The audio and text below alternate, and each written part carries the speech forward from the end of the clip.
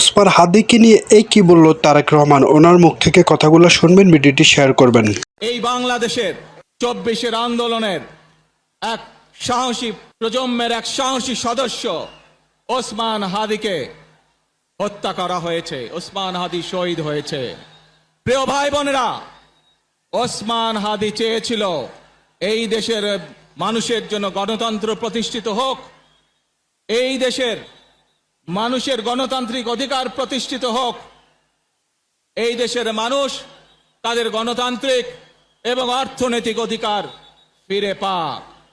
আজ 24-এর আন্দোলনে যারা শহীদ হয়েছেন, ওসমান হাদি সহ 71-এ যারা শহীদ হয়েছেন, বিগত স্বৈরাচারের সময় বিভিন্নভাবে খুন-গুমের শিকার হয়েছেন, এই মানুষগুলোর রক্তের ঋণ যদি শোধ করতে হয়, আসুন আমরা আমাদের সেই প্রত্যাশিত বাংলাদেশ গড়ে তুলব, যেখানে আমরা সকলে মিলে কাজ করব, যেখানে আমরা সকলে মিলে আমাদের প্রত্যাশিত বাংলাদেশকে গড়ে তুলব।